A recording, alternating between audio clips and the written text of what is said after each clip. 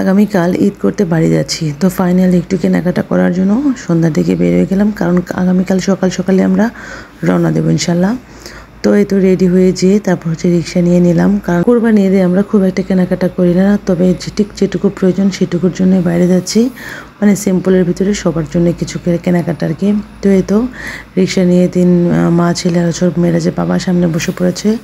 তো গিয়েছিলাম এখানে জুতা কিনতে, তো মেয়েরাজ পছন্দের জুতা দেখতেছিল, আর হচ্ছে যে আমি এই ফাঁকে একটু নিজের পিকচার উঠিয়ে নিচ্ছিলাম। তারপর হচ্ছে মাসফিক বেবি তার বাবা মানে সবার আর কি নিচ্ছিলাম।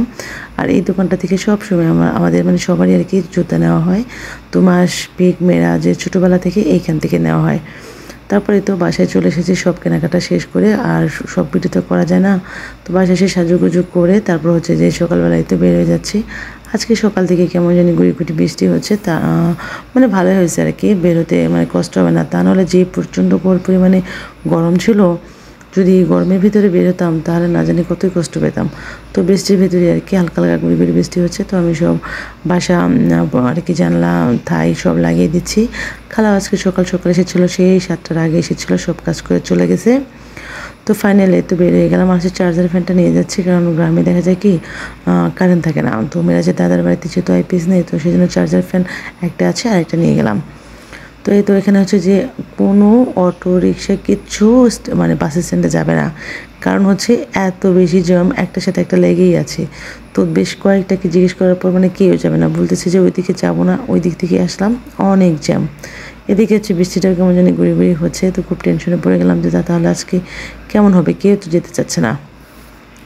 তো ফাইনালি যাই হোক একটা অটো পেয়ে গিয়েছিলাম, তো সেই অটোতে করেই আমরা হচ্ছে বাস স্ট্যান্ডে গিয়েছি। তারপর হচ্ছে যে এই যে এত বেশি জ্যাম ছিল যে মানে যেতেই চাচ্ছিল, এই জায়গাটা ফাঁকা ছিল। তারপরে হচ্ছে ঠিক বাস স্ট্যান্ডের কাছাকাছি যখন আমরা চলে আসি তখন ছিল মানে বিশাল একটা অবস্থা।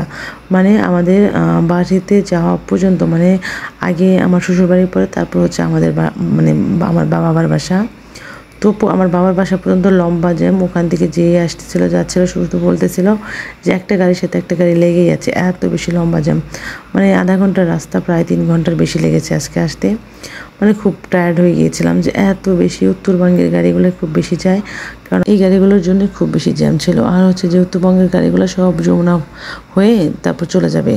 তো আমরা এই তো টুকটুক করে আস্তে আস্তে যাচ্ছিলাম। তারপর হচ্ছে যে মানে বাসে বসে থাকতে সিনজিতে বসে থাকতে থাকতে খুব বেশি ক্ষুধা লেগে গিয়েছিলো। তারপর হচ্ছে যে আমরা কিছু খাবার কিনে নিয়েছিলাম। তারপর হচ্ছে শর্টকাট একটা রাস্তায় ভিতরে ঢুকে গিয়েছি। আলহামদুলিল্লাহ ফাইনালি তো চলে এসেছি।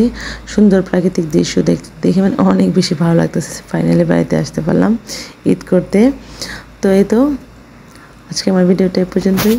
আল্লাহ হাফেজ।